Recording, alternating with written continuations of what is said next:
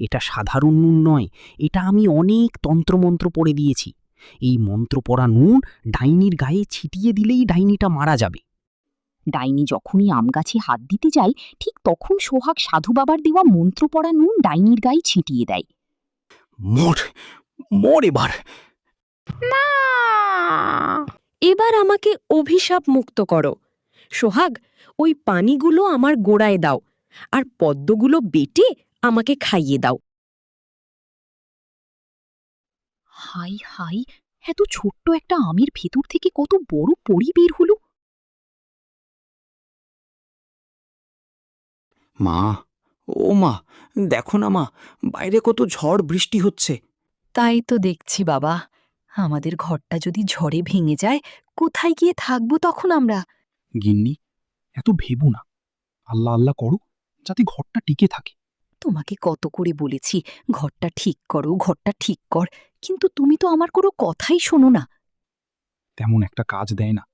2-3 দিন বাদে যা কাজ পায়, তাতে যে টাকা পায় তাই দিয়ে ঘরে চাল ডাল কিনতেই টাকা শেষ হয়ে যায়। ঘরের চাল কি দিয়ে ঠিক করব বলো গিন্নি? তোমাদের ঝগড়া থামাও তো। দেখো বাইরে বৃষ্টি থেমে গেছে, আমাদের ঘরটা ভালোই আছে। চলো, তোমাদের খাবার খেতে দিই, অনেক রাত হয়ে গেছে, খাবার খেয়ে ঘুমিয়ে পড়ো।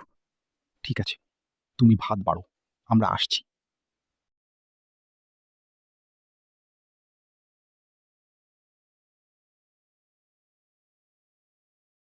গিন্নি, ও গিন্নি, আমি কাজে যাচ্ছি। ঠিক আছে, যাও। বাড়িতে কিন্তু চাল ডাল কিছু নেই, তুমি চাল ডাল নিয়ে আসলে তবেই রান্না হবে। ঠিক আছে গিন্নি, অনেক দেরি হয়ে গেল, এখন আমি আসি। বেলা তো কম হলো না, ছেলেটা এখনো উঠল না যে। যাই, ছেলেটাকে ঘুম থেকে উঠাই। সোহাগ, এই সোহাগ, সকাল কত হলো, আর কত ঘুমাবি? তাড়াতাড়ি ওঠ, স্কুলে যাবি না? মা, আজকে স্কুল বন্ধ। আমি হাত মুখ ধুয়ে নদী থেকে তোমার জন্য পানি এনে দিচ্ছি মা। মা, আমি নদীতে পানি আনতে গেলাম। সোহাগ বালতি নিয়ে নদীতে পানি নিতে যায়।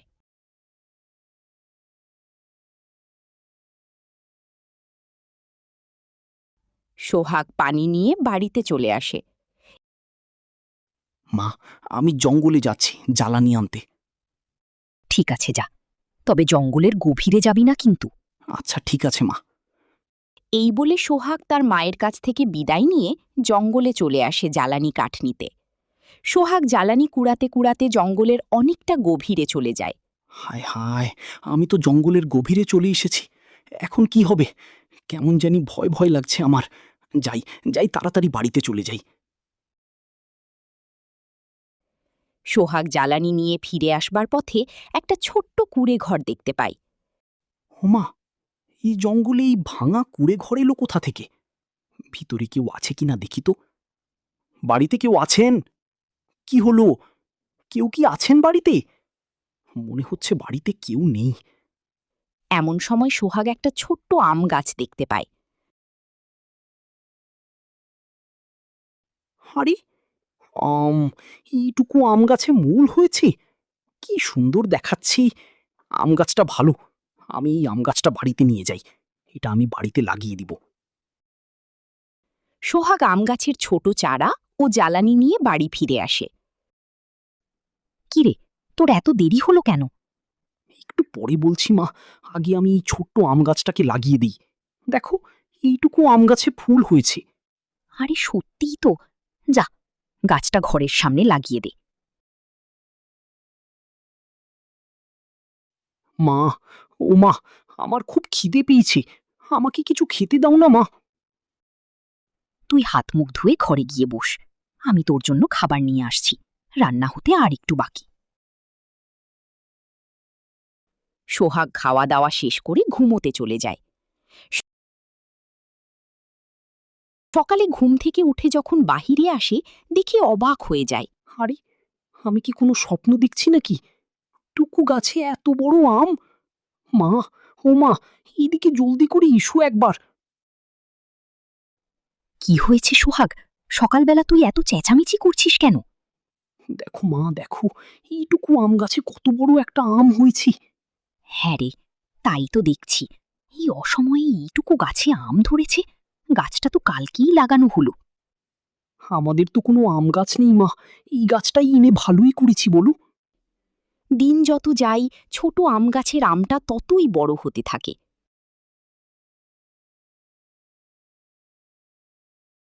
3 দিন পর আমটা গাছের থেকে একটু বেশি বড় হয়ে যায়। এই আমটা আর গাছে রাখা যাবে না, দিন যতই যাচ্ছে আমটা অদ্ভুতভাবে ততই বড় হচ্ছে।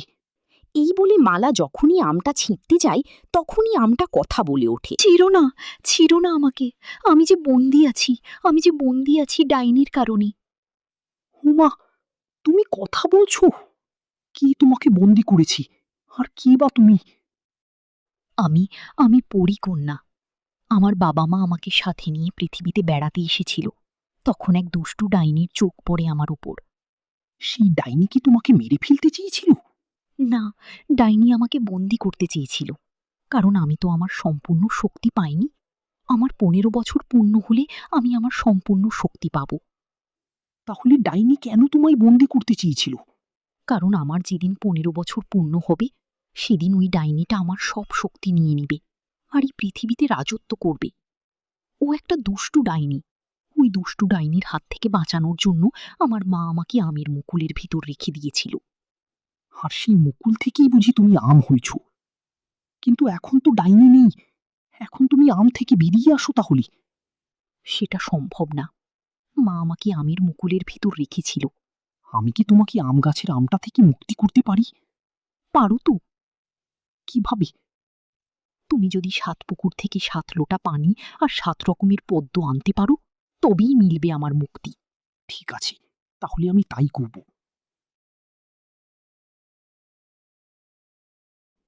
সোহাগ আমের কথা মতো 7 পুকুর থেকে 7 ঘুঁটি পানি আনে। এরপর 6 পুকুর থেকে 6খানা পদ্ম খুঁজে পায়। সোহাগ মন খারাপ করে নদীর পাড়ে বসে থাকে।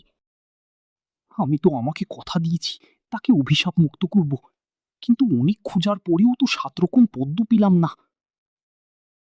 সেখানে একটা সাধু বাবা আসে। কি হয়েছে বাবা, তুই এভাবে মন খারাপ করে এখানে বসে আছিস কেন? আমি যে বড় অসহায়, মন খারাপ করে বসে থাকা ছাড়া আর কি বা আছে, কিন্তু আপনাকে সেটা বলা যাবে না। আমাকে সব কথা বলতে পারিস, কারণ আমি একটা তান্ত্রিক সাধু বাবা।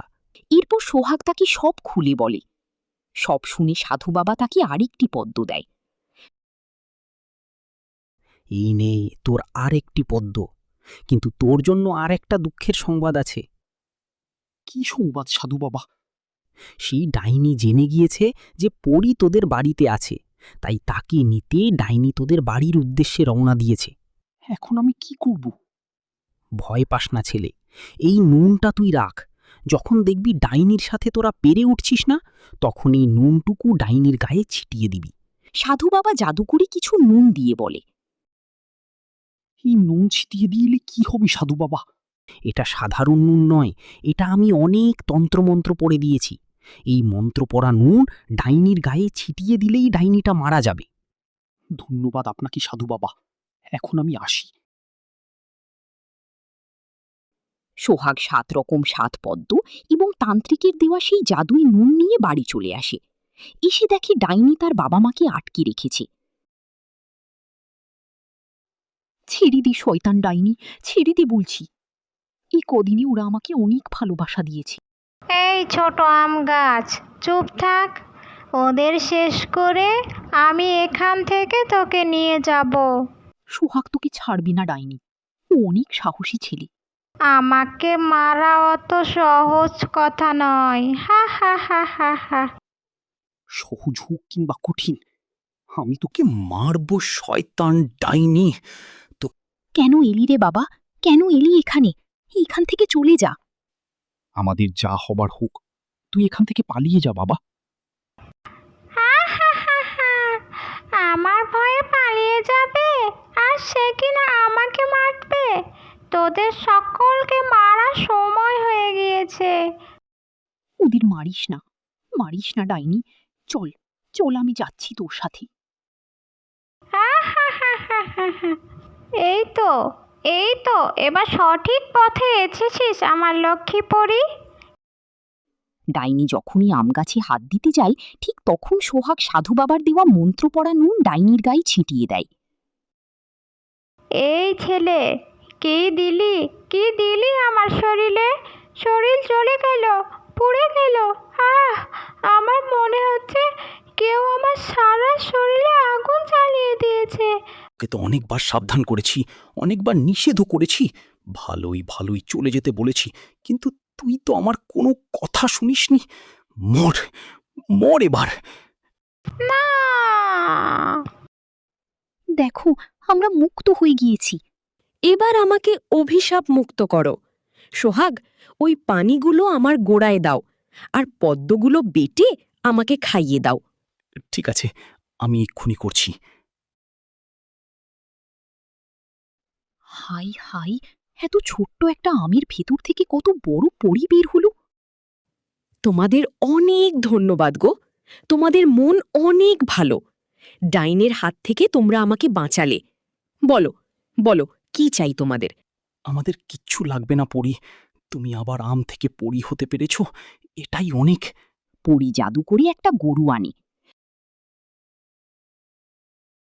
এই যে মোহর, সোনার মোহর, সবগুলো মোহর তোমাদের। এগুলো বেচে তোমরা তোমাদের অভাব দূর করতে পারবে। এখন আমি আসি। পুরী সবার থেকে বিদায় নিয়ে পুরী রাজ্যে চলে যায়। আমাদের আর কোনো কষ্ট থাকবে না রে বাবা, আমাদের আর কোনোদিন না খেয়ে থাকতে হবে না। ওগো, তুমি এগুলো বিক্রি করে কিছু বাজার নিয়ে এসো। এরপর তাদের আর কোনো দুঃখ থাকে না। পুরীর দেওয়া সোনার মোহর বিক্রি করে তারা অনেক ধনী হয়ে যায়।